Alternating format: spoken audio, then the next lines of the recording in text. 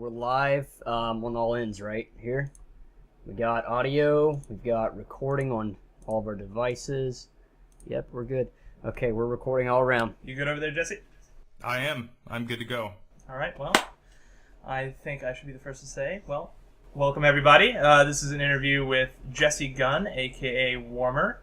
I'm Jason Burns. This is John Curry. Hi. Okay. This is Jesse over here on the other side of the world. Well, America anyway. On the other side of America. Where is it again, Jesse? What's that? Where is it again? I'm sorry, I completely forgot. Oh, where am I located? Yeah. I'm in Sandpoint, Idaho, about 50 miles from the Canadian border. So I'm almost out of America. Well, a little closer than us. Nice old East Coast boys, West Virginia raised. Gotta love it. Boy. But okay, so we have a list of, 20 questions that your fans so nicely volunteered to us. So, I think so we don't run too far on time, I think we should go ahead and begin that. So, can I begin, Jesse? You ready? Yeah, go for it. Alrighty. So, first off, what books, movies, or music do you like? I think I'll cover all three of those pretty quickly. Books, I don't really read nonfiction. I used to when I was younger. I used to read a lot of fantasy novels when I was younger. Now I spend almost all of my time reading things like science and technology articles, things that are kind of condensed in 3 pages. It's mostly information stuff. That's kind of what I'm into. I try to be. Information's kind of a habitual hunger. It's kind of hard to avoid that. For movies, I would say anything with a really genuine plot line. I feel like movies in the last, 10 or 15 years have just become this recycled regurgitation of well-trodden plots that seem to work. And it's not really that often that I see something that I kind of feel is like, wow, that's compelling and original. So it's sort of hard to do that. A couple movies really come to mind. One that my mind was blown when I saw The Fountain with Hugh Jackman. That I just couldn't imagine how somebody was able to film that, for one, because it was so interestingly shot, and just the storyline was so incredible.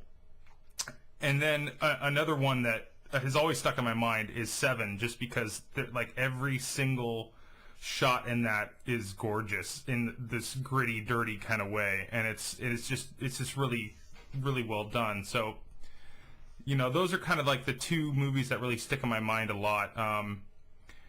As far as music goes, I don't know. It really kind of depends on the kind of stuff. Right. I can definitely get into a lot of different genres. I mean, I'll say this right off the bat, like 99% of country I'd rather never hear again. Can agree with you there. It's the pop with country twang. Yeah, especially modern country. It's definitely a weird kind of like thing going on. But there's some stuff that's pretty cool. Most hip hop I'm not into. If things have interesting subject matter, I'm usually more apt to listen to it, and especially if it's just sounds original. If I can't think of a song that reminds me of right away, then it's usually probably pretty good to me, because it's giving me something that my ears haven't heard already. Right. And that that's kind of helpful. I've definitely discovered a lot of music that I really like on Pandora. And just people recommending stuff to me. Every now and then you'll go on YouTube and you'll look up a music video and there'll be something in the sidebar and you'll realize, wow, that's an awesome band. I didn't know they existed. So there are certainly times when that happens. I think the 3 bands I can name off the top of my head that I've listened to the most would probably be Radiohead, 9 Inch Nails, and the Blackhearts Procession. Like, those 3 are just... I'll never get sick of their music. I try not to make this too much of an open discussion. I know it's more of an AMA than anything else, but I noticed that in your music, Jesse, it seems as though you can almost listen to a lot of the tracks, and without directly going into like your Warmer Facebook page and just like doing some research on your music, you can kind of see those inspirations that you have there. It kind of draws the line in your music. You can see where that inspiration comes from. I really like that. I really think that's really interesting that I could listen to one of your songs, say for the first time, have no idea, who's in Warmer. Is it one person or many people? I can listen to it and I can almost, think, not that you're not saying you're copying. There's no implication of that at all. But I can really hear that you enjoy that kind of music, and it kind of comes to life in your music as well. I really think that's really interesting. Well, that's cool to hear. I mean, I certainly don't want to feel like a carbon copy. I mean, there's definitely some bands out there that I listen to them, and I mean, Trent Reznor has an incredibly Trent Reznor sound, and you hear the first 30 seconds of his song, and you know that that's who wrote it. And there's definitely bands out there that are just ripping him off, and I'm immediately turned off by that kind of stuff, because when it's really blatant, it's one thing to be inspired by a musician. It's a completely different thing to take all of your cues and all of your style choices from them. So, not to go too long on that first question, since it's supposed to be an easy one, but we're already a few minutes in. I don't want this to go much more than an hour, so let's keep rolling. All right, we'll keep the ball rolling. The second question is, what's the best thing that's happened to you? I almost didn't want to answer this question because I thought that, wow, how the hell do I answer that? Yeah, that is a pretty hard question. It is a really hard, it's an extremely hard question, and I think that it is one that I think everybody should really kind of think about, because it depends on where you are in your life. I'm trying to think of the exact quote, but from The Simpsons, and I think Bart says to Homer, "This is the worst day of my life," and he says, "This is the worst day of your life so far." And the same thing applies to "This is the best day of my life." There's always going to be something that's better than today, but I think that for me, it really kind of came to fruition when I decided that music was going to be what I wanted to do with my life, because that kind of changed my whole perspective on what my meaning was. I guess, why the hell was I here?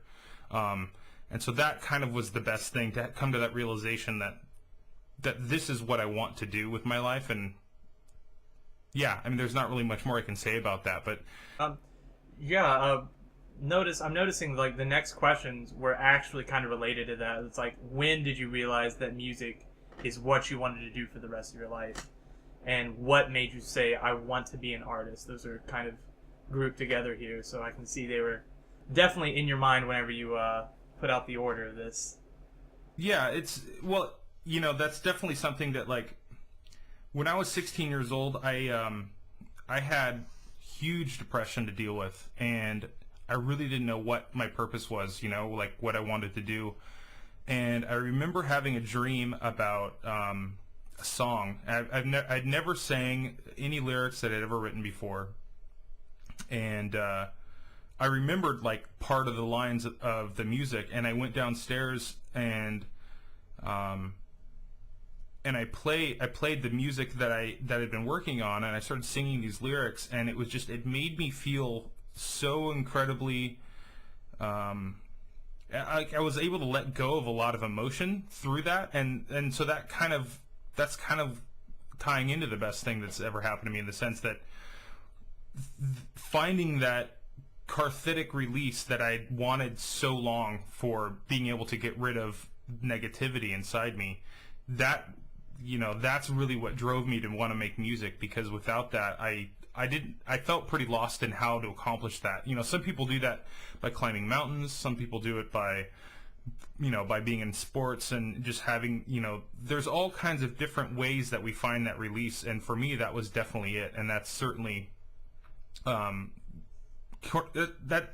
day, like, really defined my path in the world. Like, to be honest, I skipped school that day, so I could work on that song.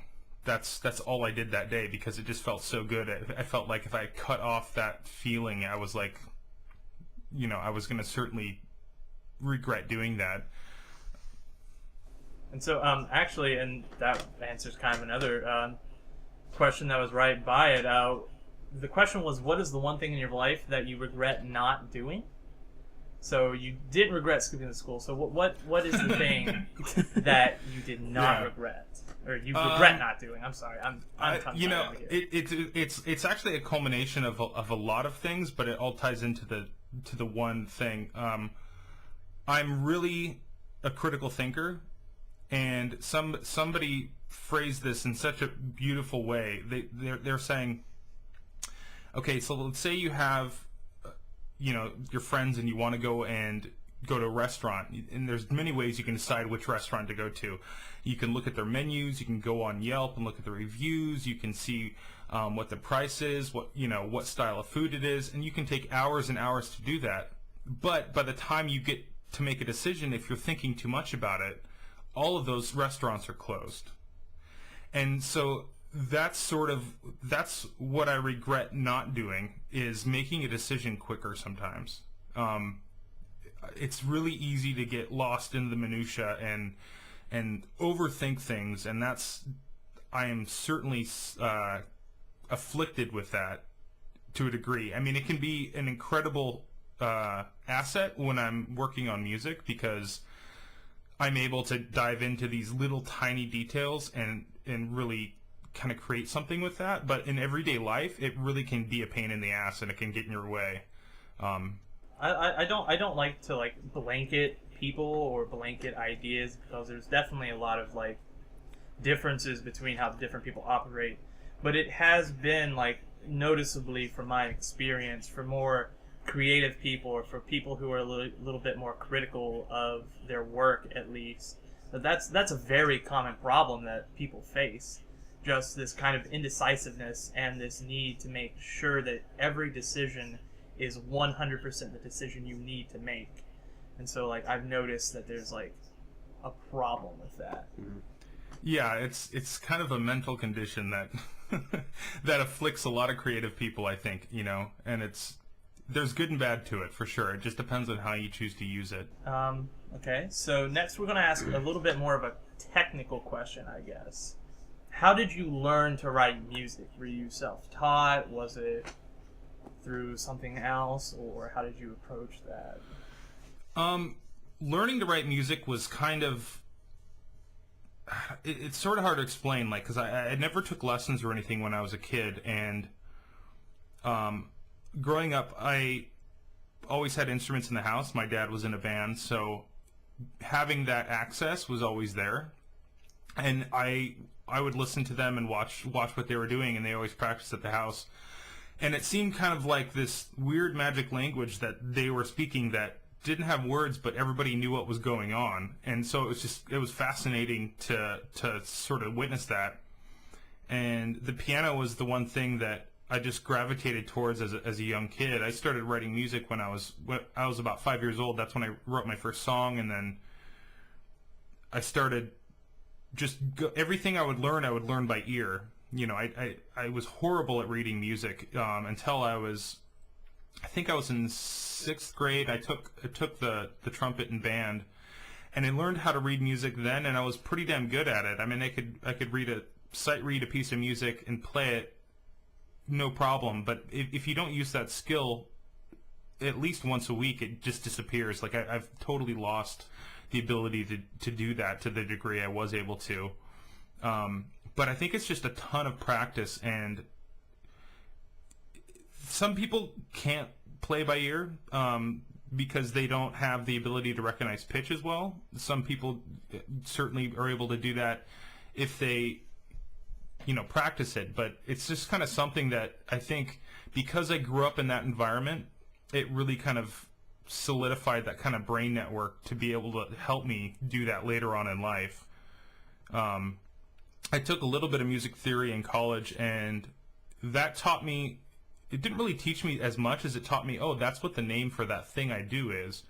because I didn't really understand technically what the hell I was doing. I was just doing it because you hear it in other songs, then you reproduce it and you create it.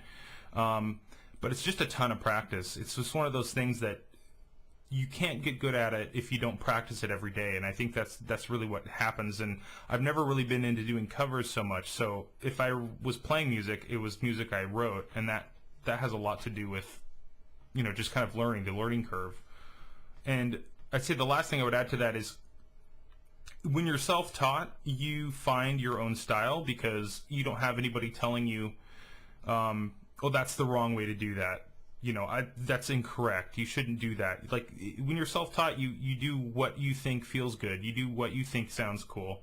And I think that definitely is how you find your own style or whatever. And I certainly grab things from other people I think are cool, as far as inspirational or kind of sonic choices. But that self-discovery really lends itself well to, framing your own sound versus being forced in a box.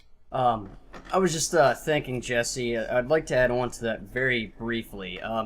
I recently was taking a class, Sensation and Perception, and from what my understanding was, becoming a musician, actually, you mentioned something about being able to play by ear. From my understanding, musicians are typically able to recognize timbre and so on and so forth a lot more, a lot more, how can I put this, it's kind of more natural, I guess the best way to put it. Would you say that? Would you say that is that something that occurs for you? Are you able to play by ear?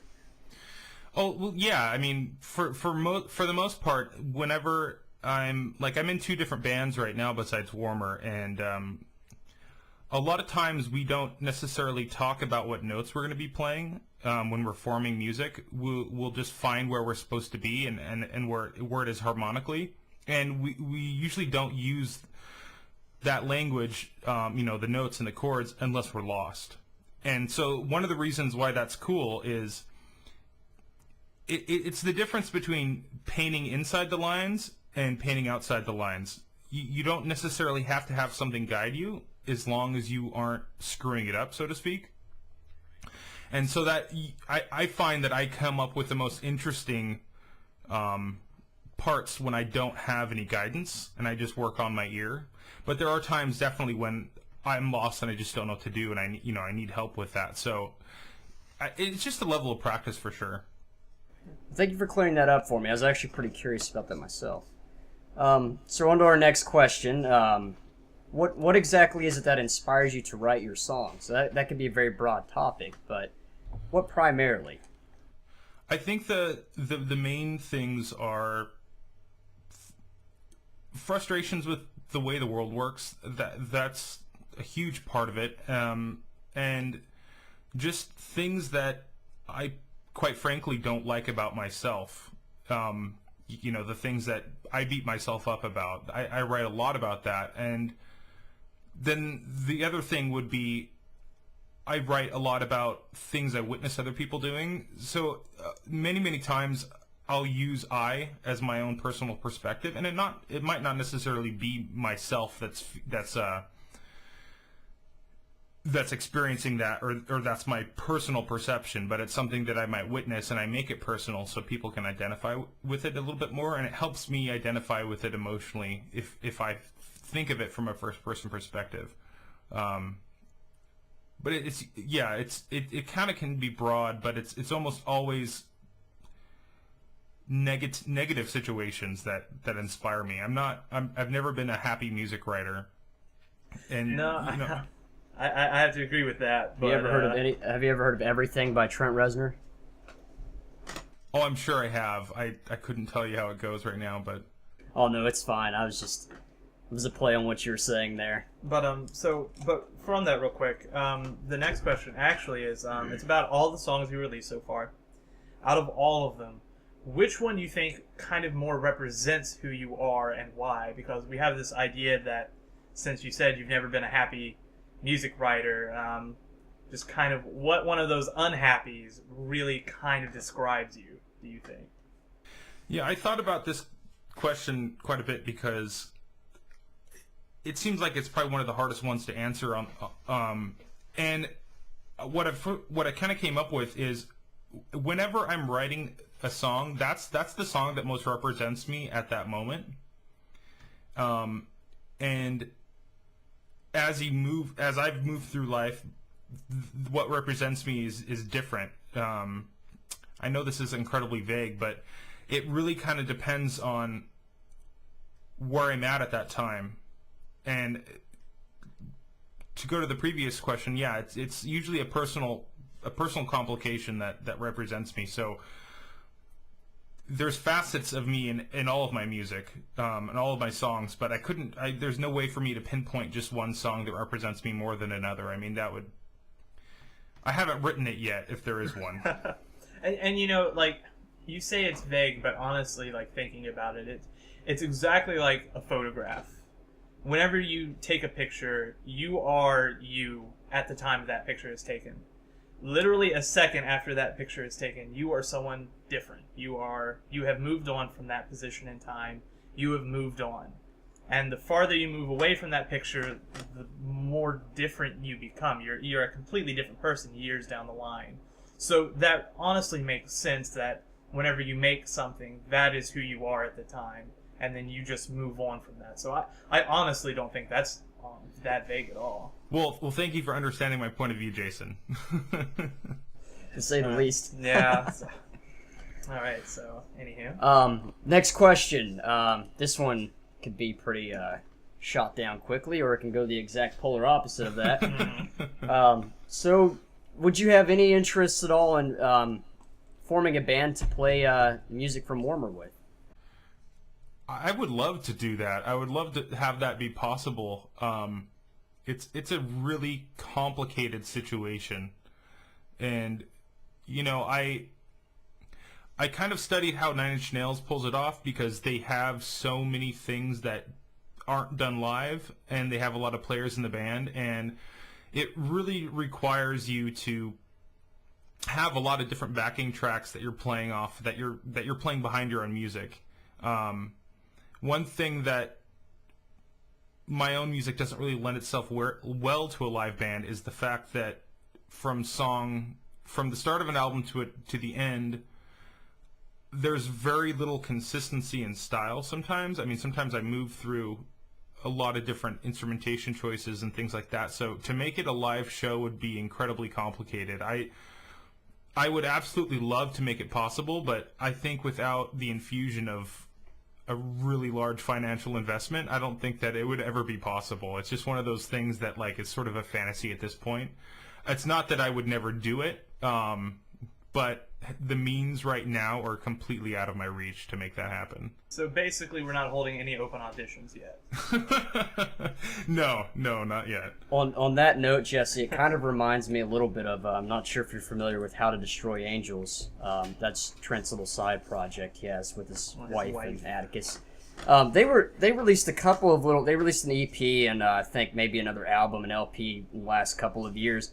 And when I first listened to their music, I was kind of like, yeah, this is it. It was really unique, kind of like you were saying. It's really unique. It doesn't have too much consistency, you know. I'm a fan of that actually, but what I was interested in is how they managed to pull something like that off. They eventually ended up going on tour, and every song you heard off of their albums, they manifested it into a live version, and it was actually pretty interesting how they managed to pull that off. So. I'm not saying it's an inexpensive project, but I mean it's definitely it's interesting how, you know, I'm sure you might even agree how some artists are able to really pull that off. Yeah, no, I absolutely agree. Sorry, my cat just jumped on my mixer and he's trying to destroy this process. So he's an outside hazard, I guess. You can't really control a cat. I'm gonna have to maintain his situation for a second. No, but no, I completely understand what you're saying, and you know, I was fascinated by the fact that they were able to do that and do it so well. Yeah, it's really weird because when I do everything by myself, I have probably hundreds of virtual instruments that I have at my disposal. Like the majority of what you hear me do, I don't own the actual instrument. I own software to make that instrument happen. And you know, the lucky bastard Trent Reznor has millions of dollars of electronic equipment, and I'll never probably have that. So for Soldering him, and madness. yeah. So it's definitely access is a serious differentiator. But yeah, I mean, if I had, like I said, if I had the financial means to do it, I would certainly love to own every single piece of gear that I use. It's just digital representations of them are like 1/500th of the actual cost. A lot cheaper, a lot easier. Yeah, and they all fit on my hard drive. big So it's ratio totally Exactly. different. You don't have to Yeah. get like some garage to fit thousands of instruments in. You just throw them on your hard drive and you're done. Yeah, it's a little bit of a different situation. Well, we're doing pretty good on time. We just hit the halfway mark. We're going to be with the 10th question. So real quick, if you could tour with any band, who would it be and why? This has definitely changed throughout my life. When I was younger, I would have died to be able to tour with Nine Inch Nails just because they were huge. They made a huge impact on me when I was younger. I mean, that's certainly the band that I wanted to tour with, and then it was probably Radiohead, because I think that what they do is, I feel more akin to them in certain aspects because they're really non-conventional and they're not afraid to just be weird, and they pull weird off so well. And so that's something that I think that maybe my own music, because it's not so stylistically being able to pigeonhole it, because I go a lot of different directions, I think that maybe on a sharing a stage with somebody like that would make a lot more sense than Nine Inch Nails now in my life, because I've moved away a lot from the heavier industrial sound that I did when I was younger, and I'm kind of, I don't know, I'm exploring different territory now because I've learned a lot compared to what I used to. So stylistically, I think I have more options, and I'm trying to use them more because I don't know, I'm just interested in different things now than I used to be. So you said like Radiohead would be your number one right now, or? Yeah, I would think so. I mean, I've got other bands that I just think would be awesome to play with, but Radiohead certainly would be, if I could pick any band that I just think their style choices are just fantastic, it would certainly be them. To be perfectly honest, like, I'm not a massive fan of the new Nine Inch Nails stuff. It's so different than it used to be.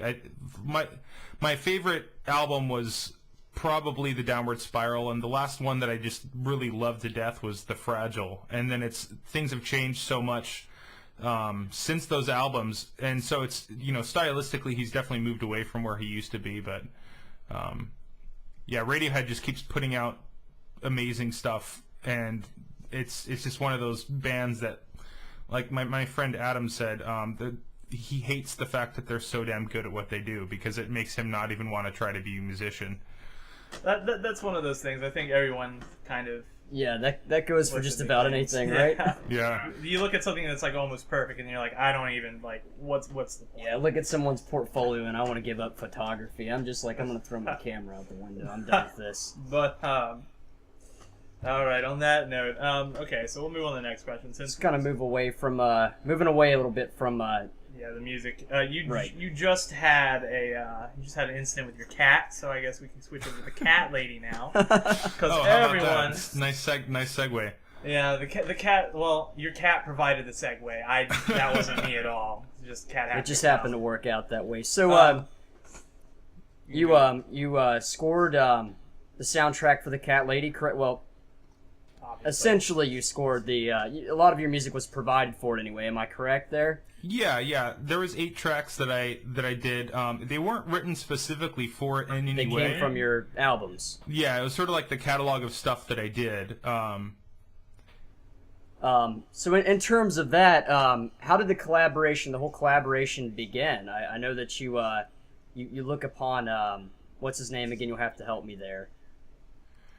Yeah, R. Mikowski. He, well, the way it kind of began was, I'm a massive fan of video games. I play way too many video games, and so one of my favorite games of all time was, I'm trying to think of the name here. It was like a Heroes Quest series from Sierra. That was the name of the company, and they used to make really great point-and-click adventure games, and those were kind of the first games that I became really into as a kid. And so, sorry, I just need to turn off my phone here. I'm going to get some funky feedback. You're fine.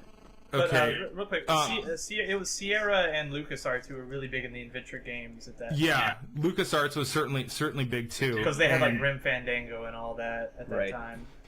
So those games were kind of like the root of what got me into video games. And there was an adventure game forum online, and a ton of people still use that old.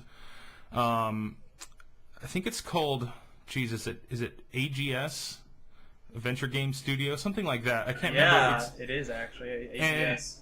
And it's sort of like the format, the generic format. It's kind of like Game Maker for RPGs. A lot of people use that too. RPG Maker. Yeah, RPG Maker. I've actually tried to use AGS before, like learn how it works. So yeah, you're 100% right on that. Yeah. So anyway, I would go onto that website and check out what just random people are making, because there's still thousands of games being made with that, but they're just not promoted because there's not a huge market for them anymore. And I kept seeing this game pop up called Downfall that people were talking about and how crazy it was, and I was like, well, what's so cool about this? It's maybe interested. So I downloaded the demo, and I emailed them right after I played it, and I was just like, I can't believe that's the first game I was ever actually scared in. And, like, I felt my heart racing, and he was really, cool to talk to, and, like, we kept talking back and forth for a while, and I said, well, here's the music that I do, and I just kind of sharing artistic stuff with him. And so he liked what I did, and we just kind of kept in contact. And, at that point we said, hey, someday let's work on a game together. And it was just something that I completely forgot about, because he said he was working on a new game, but he does 99% of it by himself. So it takes you forever to do something that of any kind of length and quality by yourself. And he emailed me one day out of the blue and asked me if he could use some tracks in this new game he was working on, and then he asked me if I could do some voice acting for it. And Joe Davis. Yeah, exactly, Joe Davis. And so I just said, yeah, sure, why not? That sounds rad. My all-time favorite line from that, by the way, Jesse, is, and I have a gun. No, he suggested I sang it like that line from the Nirvana song. It worked out. It worked out. And anyway, so that was kind of funny to do that, and yeah, it just sort of was something I didn't expect to get well known at all. It was just two friends working on something together, and so that was, just the serendipitous, the way things happen. Right. It's beautiful, like the indie scene nowadays with like indie games and independent musicians and stuff. Just little things like that just suddenly make it big, and they get greenlit on Steam or something, and they just spiral out of control. And it's really interesting to see how the indie market works that way nowadays. I love the fact that indie games take massive risks in presentation and what their content is, because they don't have $1 million budgets they have to please. Very much more down to earth. Yeah, they have nothing to lose. Yeah, that's they true. either make it or they don't, and like it's not usually. Now I saw the documentary about indie game makers, and some indie game makers do go through a lot of hell for making these games and going through like. The people who made Meat Boy or whatever it was, they had some rough times. But there are a lot of indie developers out here who this is like a hobby, and they just make something because they enjoy it, and because they enjoy it so much, and they just release it so naturally, you get to see kind of that creative process. So much, and that, like, happiness. Yeah. Much like Jesse, you release your music. You were telling me one day that you essentially it's the matter of. You're out there to you're not out there just to make money and so on and so forth. It's like this is basically how I feel, and I know someone out there can relate to this. And by portraying that, that's how you get your audience base. Much like an indie developer does the same thing. Yeah, I definitely agree with that. There's, the whole machine behind releasing content, either music or games. the more people involved in making decisions and management, the less likely it's going to be visionary. Because, you know, there's like Call of Duty is, the first couple games were really cool, and you know it gets progressively more interesting. But now they're in the cycle of releasing the same game every single year with like a couple tweaks, and it's kind of one of those things where, where's the innovation really? You know, the innovation is inches instead of miles, and that's what indie music and indie games are allowed to do, because they don't have to follow that path that they've already tread for several $1 million. You know. Yeah, it's safe to say they're all about marketing now at this point. I mean, really, it's about getting the money. I mean, to them, I do believe that's what they're after. You know, that's so much recycling. You know what I mean? That's kind of showing, well. It's the same thing with movies, like I was saying earlier. It's one of those things that, you know, it's unfortunately, you know, we're not creating original content as much as we should be, as much as we're capable of that, as far as I'm saying. And I think now that we're talking about like a wide variety of like indie games and how the market works, this is actually somewhat related to the next question. So everyone, of course, knows that you worked on the Cat Ladies we've been discussing. But what are some of the other projects that you've worked on with other people and stuff like that? Like, I think you discussed the other day you would work on another, like, some soundtracks for some smaller games, and you've done other things as well. And I think some people would like to hear those little projects. The first game that I ever got involved with was called Black Market by Big Block Games. You can still play it. It's a space trader pirate type game. It was one of my favorite genres. I used to play this game on a BBS. I'm trying to think of the name of. I think it's called Trade Wars. Back when the internet didn't have pictures, you know, it was a really long time ago, and it was all text and stuff. But anyway, I loved that game when I was a teenager, and so I was looking on some IndieDB.com. I was looking on their just list of games, and how I got kind of started in doing that is I just literally would email 100 different developers saying, you know, I'd find something that I thought was cool and say, hey, I'm going to give you my music for free if you want to use it. I just want to get a foot in the door. And 99% of them never responded to me, but Big Block Games was like, okay, you're doing some interesting stuff. Well, give us a theme for when you're traveling through space. That's your test. And I was like, okay, let's see what I can do. This is cool. Somebody's finally giving me a shot here. And I came up with something that's pretty neat. And I sent it to them, and they were like, okay, you're hired. And basically, I became the guy that did the music for the first few games that they did. I did, yeah, Black Market and Super Goblin War Machine was the second game, and that one was really cool. It's like you like build your own machine, and you're basically running over these villages full of dwarves. It's like a side scroller, kind of inspired by Limbo as far as the minimalistic black and white kind of feel. So are these kind of are they kind of like Flash games? Is that around are we talking about kind of that era? Yeah, well, Black Market you can get on iOS. I'm pretty sure it's still available. And Super Goblin War Machine, I'm 99% sure that you can play that at miniclip.com. But those, yeah, I did all the sounds for both of those. Super Goblin War Machine was really fun because I had to make a bunch of sounds of little dwarves getting run over. And so I used pumpkins, and I carved out the top, and I just like piled all the guts from 3 different pumpkins into one. And I would just punch them and squish the guts and just make all these different, you know, just nasty, wet, meaty sounds.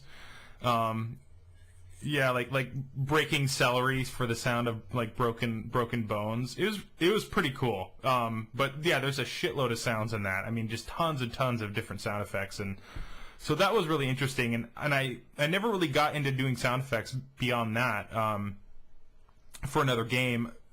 But I think like whenever you use like organic materials like that, I think it's referred to like Foley artist or something like exactly, that. Exactly, yeah. Back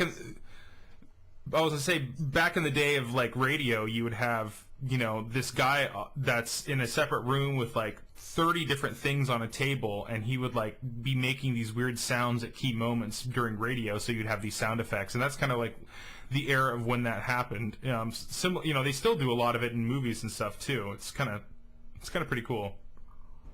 Did you find yourself feeling pressured when you started with these projects? I'm assuming they were really your first video game projects, essentially, right? Did you really feel the pressure from the developers? Not really that much, because they were both, the teams were really small, and they were just really cool, easygoing guys to work with. So there really wasn't a ton of pressure to deliver. We had deadlines that we wanted to work from, but like anybody that has ever followed indie games in early access on Steam or something like that, that nothing ever gets released on time. That's just the nature of the beast. There's bugs come up, things have to get fixed and tweaked, and it's almost impossible to release software on time. It's a frustrating aspect of the industry for sure. Right.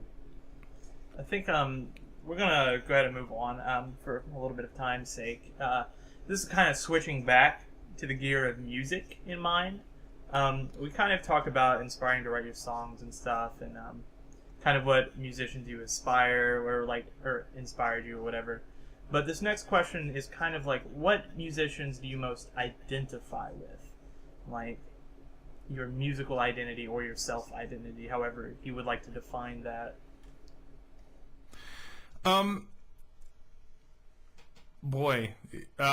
It's, I think that as far as like methodology, I would have to say Trent Reznor, only because like when I realized that he was essentially doing all of it himself, I didn't know that was even possible. I had no concept of people working that way, and so that was just a massive inspiration to kind of go out on my own and try to learn everything I could possibly learn, like studio production and software usage and just all of the different intricacies of making a record.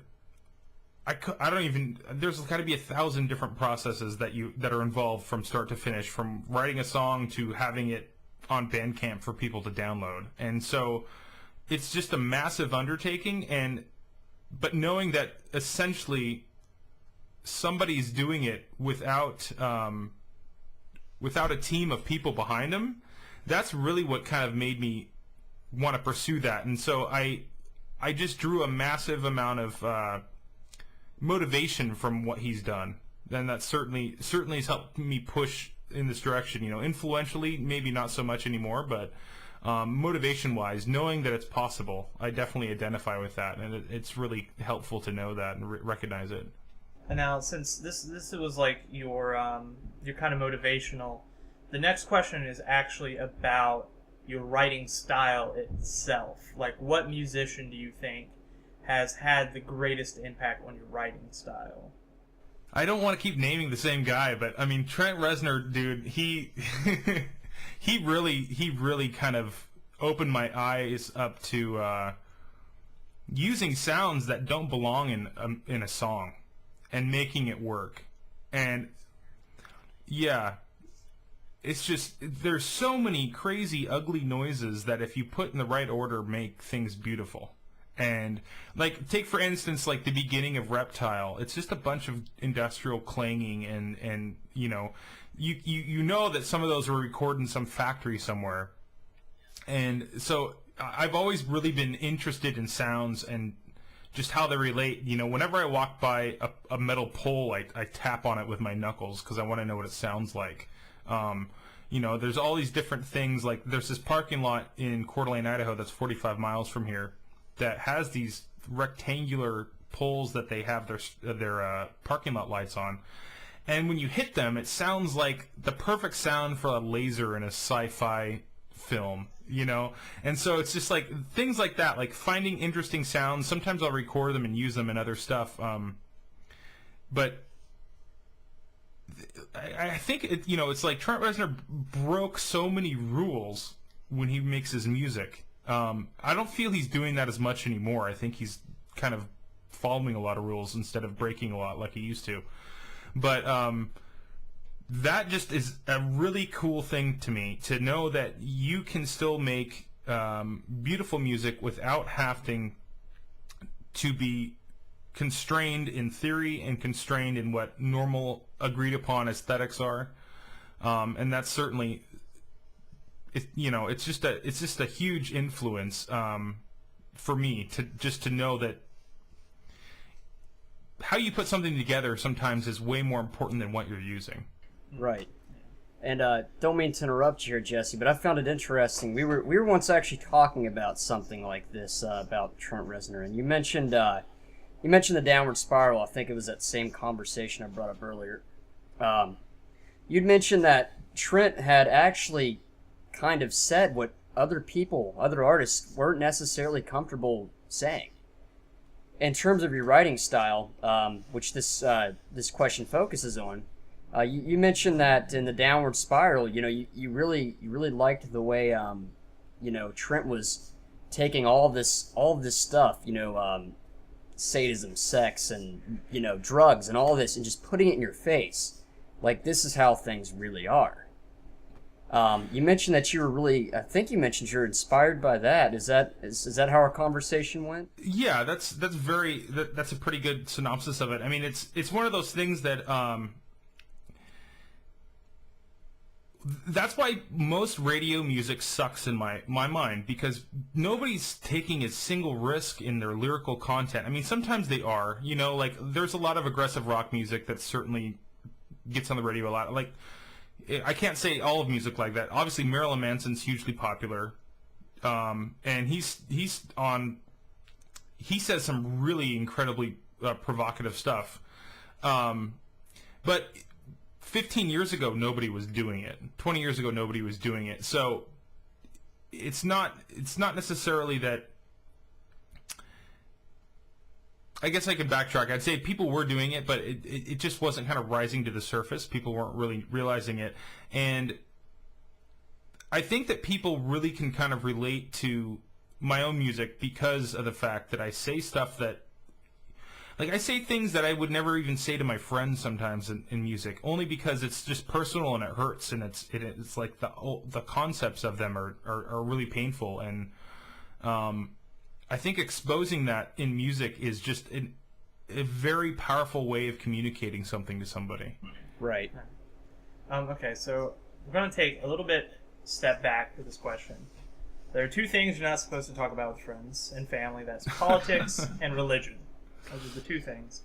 We're going to tackle one of them real quick. We're breaking rules here today, Yeah, right? breaking rules here today. So the next question, what religion has inspired the creation of your music? They seem to have noticed that earlier songs might imply a Christian or Catholic kind of influence, but like later songs like No God implies a sense of atheism. So can you give any light on that? Yeah, I've basically been an atheist since I was a little kid, and I had a really hard time understanding how you could have hundreds of different kinds of Christian churches that are telling. I mean, there's literally 22,000 that, if you look it up, there's 22,000 different denominations of Christianity. Just in the town that I grew up in, there was probably 12 different Christian churches. But I mean, there's a lot in common. But there's also these little tiny finite details that if you do this when you're in this one church, you go to hell, and if you don't do it when you go to this other one, well, you're fine. And so it's just kind of like, how do you make that kind of determination? That's so bizarre. And then the more I started learning about other religions, it just occurred to me, like, who really thinks they're right? Like, all these other people have these other viewpoints, and they think they're absolutely right. And then you start looking at things like geography, and you realize that, well, if you're born in America, you're almost always going to be Christian. If you're born in India, you're going to be Hindu. If you're born in Saudi Arabia, you're going to be a Muslim. So it's like geography seems to play a much bigger part in this than truth. So those kind of thoughts led me to want to be an atheist. And it's not really want to be an atheist. It's just I felt like that's just what I should call myself, because I couldn't understand how I could subscribe to something that is supposed to be the totality of your whole life, without really believing in it wholeheartedly. And like songs like "Good Lord Knows That I'm Greedy," it's kind of like that's coming from the phrase of, the Lord only knows. Sort of like, if there's this person, they would know all the dark secrets, or all the things about me, or all the things that I regret. And I don't know. I think my perspective when I write about things like from a religious perspective, it's not necessarily that I was religious at the time, but it's that I find that influences so much of our lives, regardless of whether we are subscribing to that religion or not. And it's certainly in America, it's a constant push to infiltrate our law system and our government with religiously motivated intentions, and I think that's incredibly dangerous. I mean, we didn't start this country that way on purpose, and so I feel like it's a really dangerous thing, and so that definitely inspires me. And sometimes I write about it like that. No God is more of it's sort of a proclamation about how I feel now, and I feel really confident about telling people that I'm an atheist, even though it's something that most people, when they hear that word, they're like, "Oh, you worship Satan," and it's like, "Oh, are you serious? Like, no, you don't have any clue." It's like, I am not believing in any higher power, and that's it. I'm not making any claims about reality other than that. I went to high school. Yeah, that's all I gotta say. So it really kind of depends, but no God really ties into the decisions, because that's a massive decision to make in your life, is to decide to live that way. And by live that way, I just mean not going to church and worship something. That doesn't mean that you're living a specific way other than that. And I think that's conflated with a lot of misinformation about what that actually means. Right. Okay, so this is a little bit of a deeper subject. So we've mentioned, of course, you're a dark man. You have dark music, and that followed you, and they're kind of inspired by your troubles that you've had through life. Have you ever thought about suicide? If there's any, as if there was no other option left. I mean, this is a tough topic to deal with for some people, understandably so. But I know that there are a lot of people out there who suffer from that kind of feeling of nothingness. And if that's been an influence for any of your music at one point in your life. Yeah, that's definitely influenced me. And, as surprising as, maybe it's not surprising, but I have gotten dozens of emails from people that tell me that they've been in that dark place, and that my music helps them kind of wade through it and get out of it. And that's, I don't even know how to describe how powerful that connection is emotionally, to be able to know that you're doing something like that for somebody else, and you've never met them, and they can identify with that. And that's what writing that first song did for me. When I had that dream about those lyrics, and I skipped school, and I worked on that song, because when I was 16, I had just horrible depression, had so few friends in school, and was really, people misinterpreted me a lot. They didn't understand who I was. And so I definitely felt alone. I definitely didn't feel like I had really any kind of support system. Even though my parents were great, they weren't, bad people by any stretch of the imagination, but I just felt like if there was any way to misunderstand me, that's how people were viewing me. I felt like nobody had a real clear picture about who I was. And so around that time in my life, that was certainly something that I thought about. But something that I realize now, as I've gotten older, is no matter how shitty you feel, no matter how horrible the situation is, it's temporary. As much as it feels like it will never change, it is absolutely temporary. And there's going to be a day when you want to go out in the sunshine and feel it on your skin instead of just staying in a dark room. You know, it's really hard to believe that when you're in that moment, but it's always a matter of time. And yeah, I totally know what it's like to be there, and it really, really sucks. And you just have to wait it out.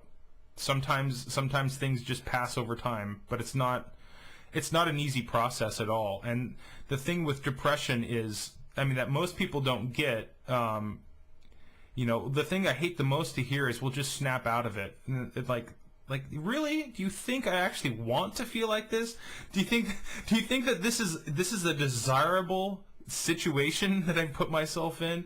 You know, it's so much more than that. It's brain chemistry that's messing you up. It's, you know, it's something that you can't just change overnight. But it does change, and it really kind of depends on where you're at. And if you actually are in that position where you think that there is no other option and that's what you need to do, well, then that's when you have to go see a doctor, because there's things that they can change and they can help you with. But nothing in the world lasts forever. Like, the only thing that lasts forever is the fact that things always change. That will never stop being the case.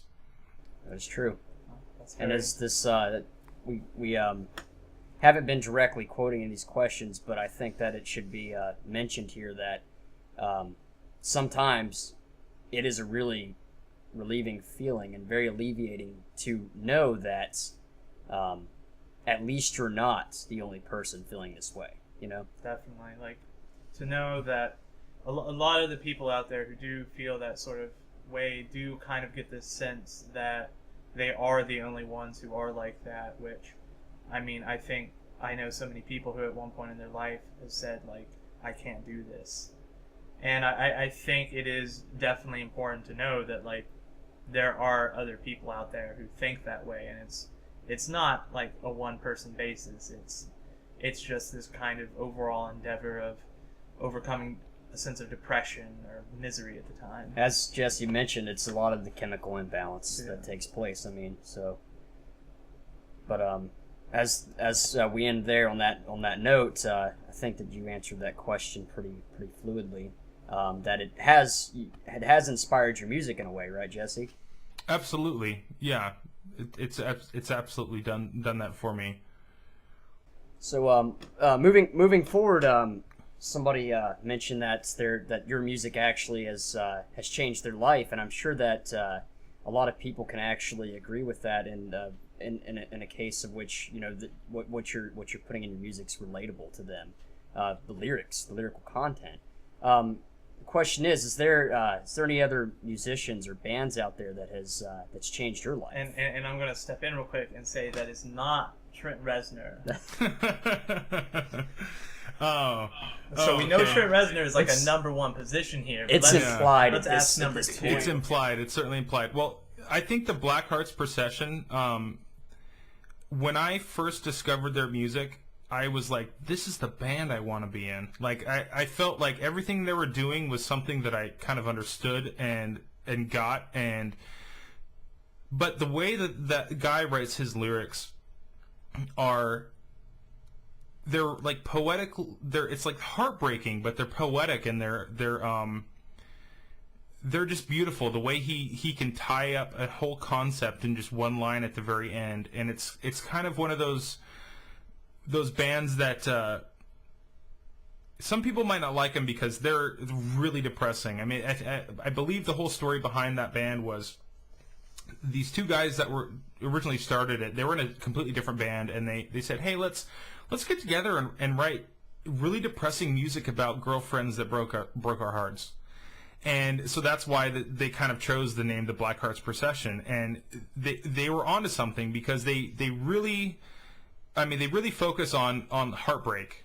And there's very little in our lives that can just wreck us to our core than losing love when you had it. And I really identified with their music, because any time in my life that's happened, it's been an incredible struggle for me to find a way to move past that, and it's definitely evident in my music, that's something that I struggle with. And hearing their music at the time that I discovered them, that was like one of the most important things I could have heard, because it was like the soundtrack of my life when I found them. And they kind of put me into a much positive mindset because of it.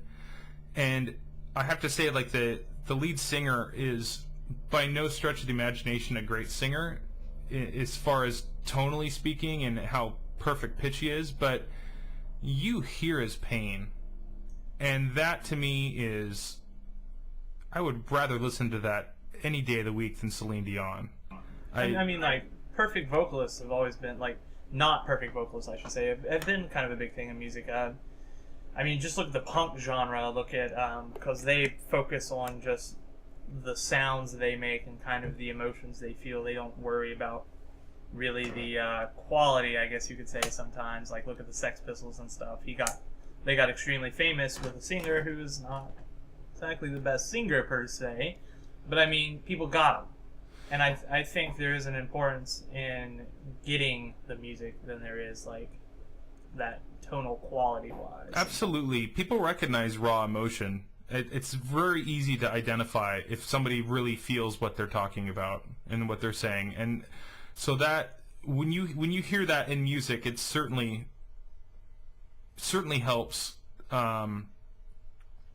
Certainly helps you identify emotionally with it, for sure. All right, well, we're pretty much almost at the end here. We just have just 3 questions left.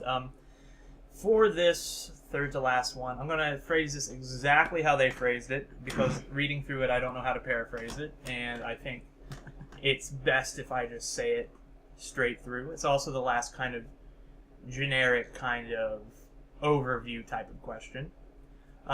Whether general or specific, what is or are the objectives you have when creating music? Specifically, do you have any intentions for your music, or any theories behind your lyrics and music? Or do you produce what you feel expresses yourself best and allow it to be interpreted as the listener sees fit? Now, before we start the question, Jesse, do you have a copy of it, or do I need to copy and paste it to Skype? Oh no, I know. I've got that. Yeah, that's a mouthful for sure. And I know the gentleman that sent that to me is a really thoughtful guy. So he definitely took time to phrase that as complex as possible. Those are really good questions too, because Yeah. I think that you have enough structure to kind of work with. Yeah. So, When reading that out loud, it made a lot more sense to me than looking at it. That is true. But yes. Well, I think that really ties into why I do concept albums, and like I've chosen to do that for the last 3 albums that I've done, like really kind of try to focus on a specific topic as much as I can, and it gives me a sense of direction. If you listen to, like, my first EP was just 4 songs that I never thought would ever get released. I just put them up on MySpace, and this guy that I admire a great deal, he's no longer on this planet, but Patrick he had the most amazing taste in music, and I don't just say that because he liked mine. I say it because he had, like, just this catalog of musical knowledge about all these bands, and I couldn't have met a better person to help expose my music to the world. And so he asked me to release that on his album, or on his label, and then there was the next album that I did. He released as well, let's see, I'm trying to think of all the ones that were on there. I mean, the label doesn't exist anymore. Flexible Records is what it was, but it was also always a collection of just artists. I think the last one that I released on it was 1.1, and so he kind of got me started on this path, but my first 2 records really didn't have any concrete theme to them, and I noticed that I wanted to be able to have something a little bit more of a storyline, and I wanted to be able to express something conceptual that was bigger than a single song. And so that's sort of where I became really interested in framing things. You know, I look at Pink Floyd The Wall as kind of like the holy grail of the concept album, because it's just such a beautiful album, and it has an amazing story. And I'd listened to the album probably 100 times before I saw the movie, and then when I saw the movie, it made absolute sense, because there was nothing about the movie that I didn't already kind of feel. Like they captured that in a really, really great way. And so that's an incredibly inspiring thing, and I thought, God, if I could do something even close to that, I would be on the right path. So, you know, David Bowie and Trent Reznor and Pink Floyd, they're like just fantastic at putting something together in a cohesive package, I think. And when it comes down to like having, you know, that's sort of the intention behind it. When, as far as lyrical content, I try to pepper in metaphors that tie certain songs together. I mean, if you're paying attention, you might get it. I'll use certain lines, like, for example, one line in The Decisions that I talk about is, I talk about how love is like a knife, and I talk about, you know, the sadistic pleasure of twisting a knife in somebody else. You know, the pain, the knife represents something that ties certain aspects together, and in that case it happens to be the darker side of what love can be. So it just sort of depends on the lyrical content. I don't necessarily set out to purposely tie lyrics together so much. I think when I do that, it's partially happenstance, because if I'm writing a lot of music around the same time frame, certain metaphors are in my psyche more, and they kind of find their way into lyrics. But I think that for sure on The Decisions, this was definitely the most concrete effort that I've ever done to do that, to make sure there is a theme that I'm expressing, there's a reason behind every single one of the songs that's on there. And it, you know, it really, it's always up to the listener to kind of figure out what it means for them. I don't want to come out and say exactly what something means. If I do that, I think I'm kind of like, well, for example, when I was in high school, we had, I was like, I don't know, it was a section of English class that focused on poetry, and we used to get graded on how we interpreted different poetry, and I really thought that sucked. I thought that, like, you're taking the art out of art here. You know, you don't make a painting and you're like, what does this mean to you? And like, oh, you're wrong. You know, that's not what art's about. It's supposed to be interpreted by the person based on their experiences in life and what they've been through, and that's how it relates, and that's the power of art. Because if you think it can only be interpreted one way, then why don't you write a paragraph about it?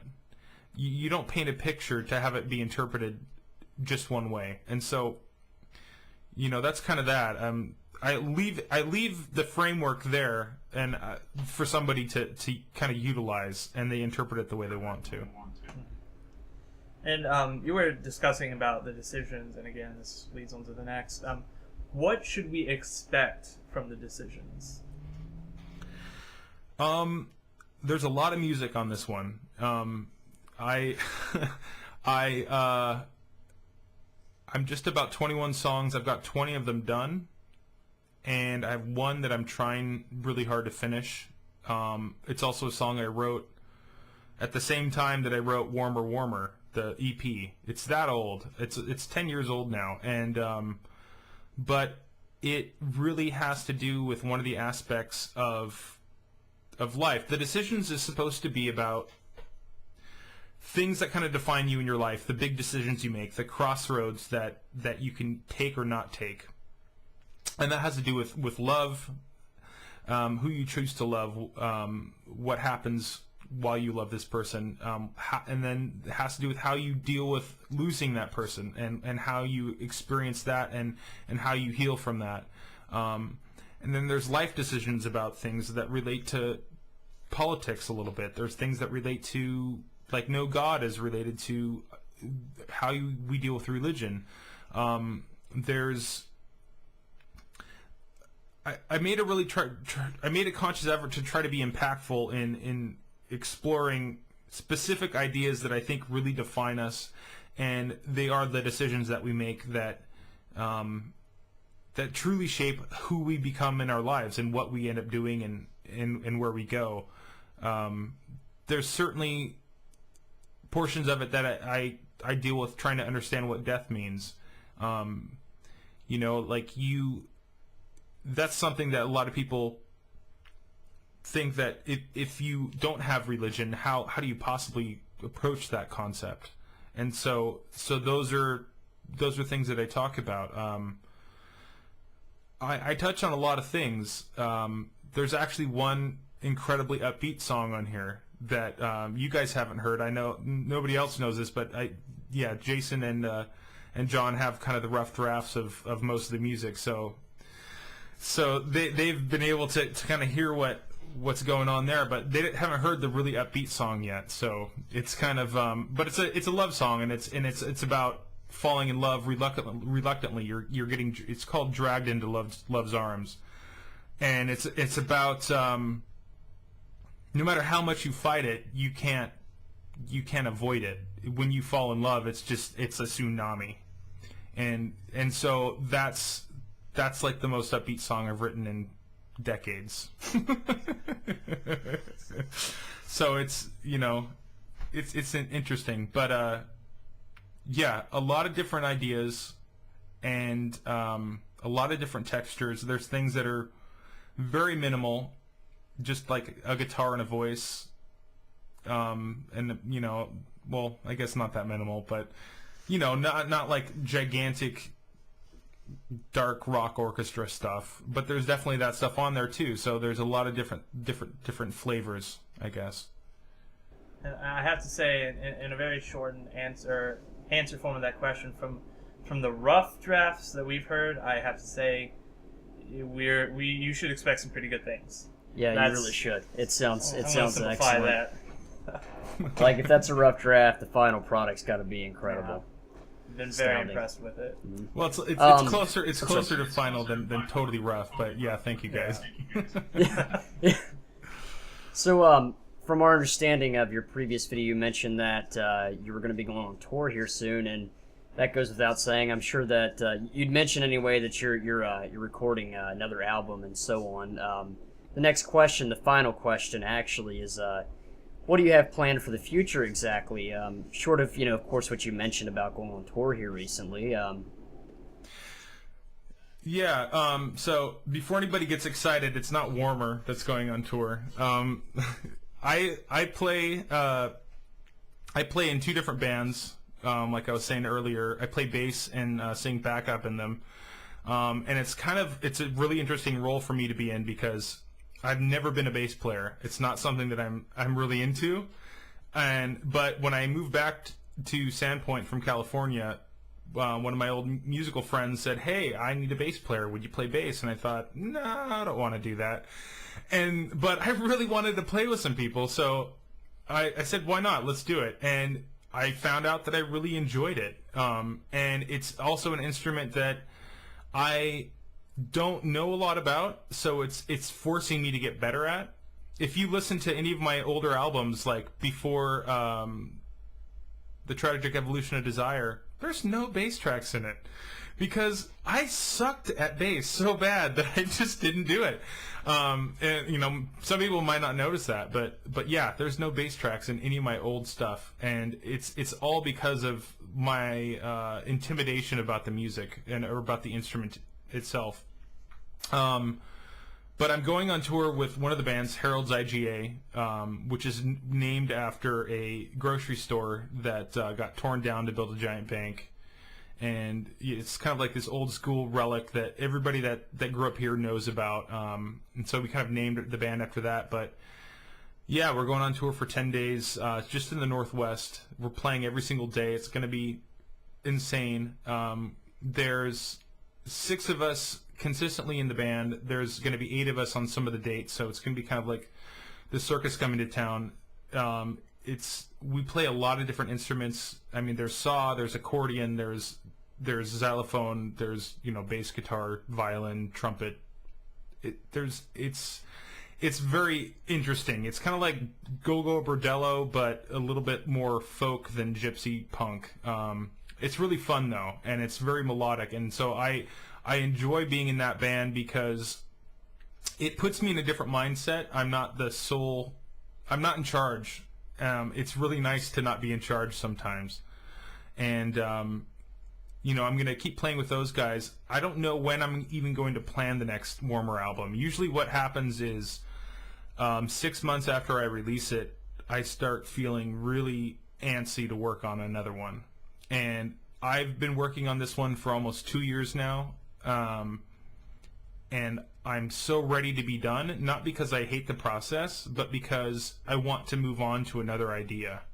And I have to let that idea come naturally. I can't just decide, oh, this is going to be what it's going to be about. It's going to be this moment. It's going to be an epiphany when I'm walking down the street at night or something, and I'll just have this random thought pop into my head, and it'll mean everything to me at that moment, and that's what I'm going to do for the album. And that's kind of what's happened to me ever since I started concept albums, doing that. That's just sort of what's been the driving force, is just these random epiphanies that just feel like they're so important, and that's sort of where I define stuff. So, in short, once I'm done with this, Warmer's certainly not going to be producing music for a little while. I need to take a break and kind of figure out where my voice needs to go. Something that I really admire David Bowie for is every album he puts out is different, and I think that is one of the coolest things that you can do as an artist, and that's also one of the few reasons I think that he's still relevant as a musician, is because he's still putting out new stuff compared to, it doesn't sound like his old stuff so much. It still sounds like David Bowie, but he's not resting on his laurels. Like, whereas bands like the Rolling Stones aren't really exploring new territory. They're just as old as he is, but I don't think that they're really doing anything interesting anymore. And then the worst case scenario is you could be a band like AC/DC, which it releases the same album every single year, or every time they release an album, it's just slightly different. It's kind of the Call of Duty syndrome. You do something that works, and you just tweak it a little bit. So, yeah, I agree going with that entirely. Yeah. So you'd say, like, much like any other artist out there, it's really difficult to gauge, what's coming next and when it'll be. So to be fair, you can say, whenever the time is right.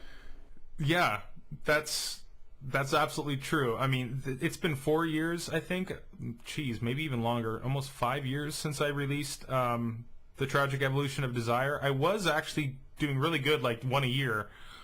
And I just started getting two large concepts popping into my head to make it happen quickly. But I think it's because I'm trying to be a little bit more precise about my presentation now. And that certainly equals more time. Very true. Very true. And to mention that, just to go ahead and mention this, as for projects planned in the future, we've also kind of discussed a couple of ideas for this new album in terms of possibly filming a music video. Nothing's set in stone, but for your audience in particular, if they're interested in that, we do have some ideas rolling, which should come out to be pretty nice. Well, what you guys did for Down the Line that just exceeded my expectations. I mean, I had no preconceived notion about what you guys would put together, and it just really captured kind of a sense of place and time and emotion in a way that I didn't realize you guys were capable of. Not to say that you guys suck or anything, or I didn't think you could, but it's just one of those things where you're just like, wow, these guys really have a good handle on what they're doing. So I look forward to working with you guys some more. Definitely. Nice. I'm definitely interested to see what we do down the line. Mm-hmm. Oh God, you just became punny. I was really hoping I could slip by without somebody's noticing something.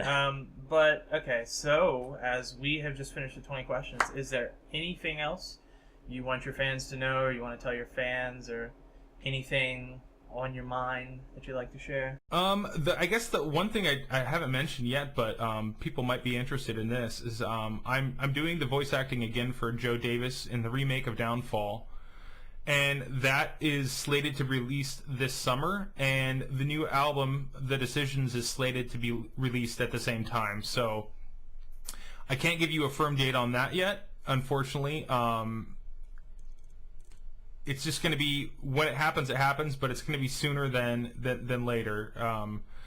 And we're both getting really close. I'm about to get a book worth of lines fed to me that I have to record and send back. So I think it's just around 1,200, maybe 1,500 lines. It's going to take a while, but I've already got a portion of them done, and there's a lot of voice acting in this one.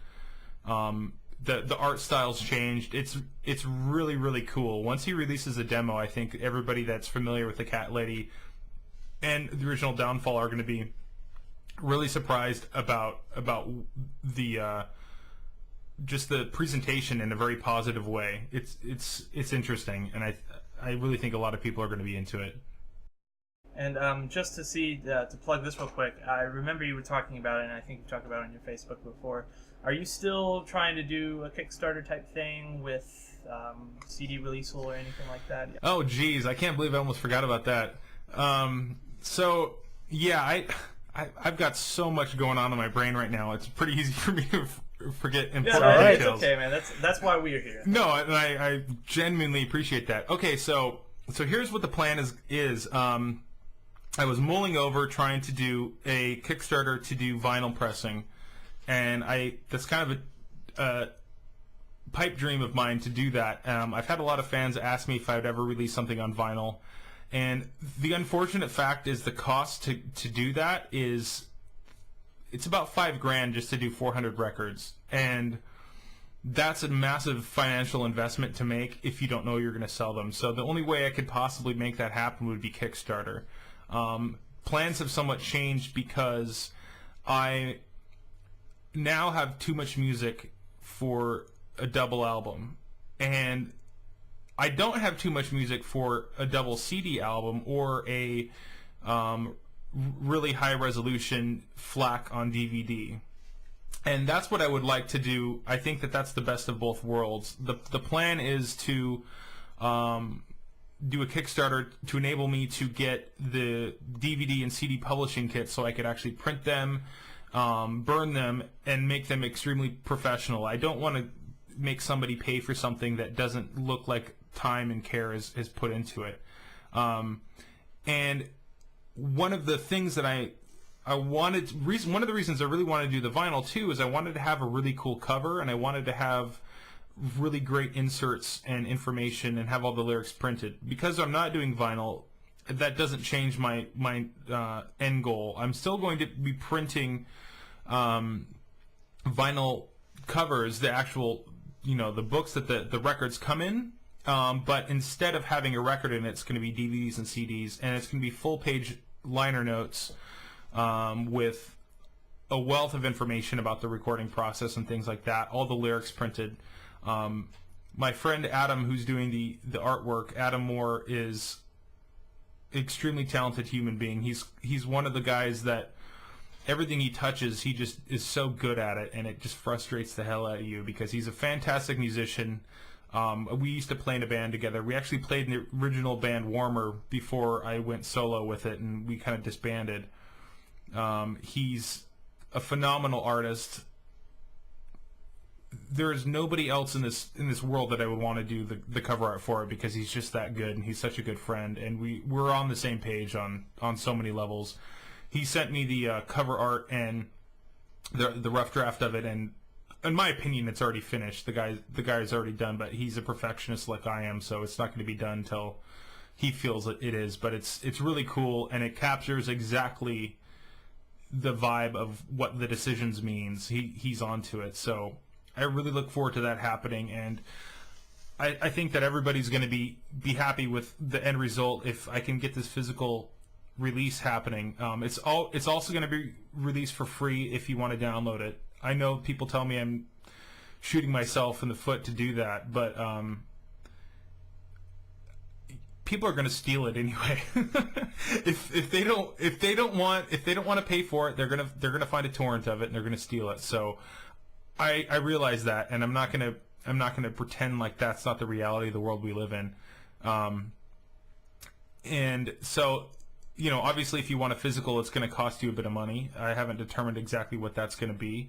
It's going to depend on what the cost is involved. Anybody that's going to be supporting the Kickstarter at certain levels is going to be guaranteed that with a signed copy and all kinds of extra goodies that normal people won't be getting if they just buy it after the fact. But yeah, that's what it kind of comes down to. That's where I'm at. Unfortunately, the double vinyl there's not enough space on 2 records to release it in high enough quality format. The more sound you squeeze onto a record, the shittier it gets. And so I just simply can't compromise that, especially when going through such effort to put it on such a cool format. Yeah, I mean, long story short, that's kind of where I'm at with that. Well, I think that we've kind of went a little bit over our original time slot, but that's okay. It happens. We've got a lot of information today. Anything else you'd like to leave us off on, Jesse?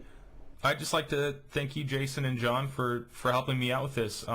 You guys are great. I really appreciate the time you put in. I mean, thank you for coming on and talking to us. Thanks for the opportunity, brother. Yeah, that's what we're here for. We're here for opportunity. You provided it. So. Awesome. All right. Awesome. Well, this has been Jesse, John, and Jason. Three J's. J's, I guess. Okay, well. All right. And just go with that. It's been wonderful talking to you, Jesse, and I hope we get to hear from you soon. All right. Talk to you later, guys. Talk to you later. Take it easy, man. Bye-bye. Bye-bye.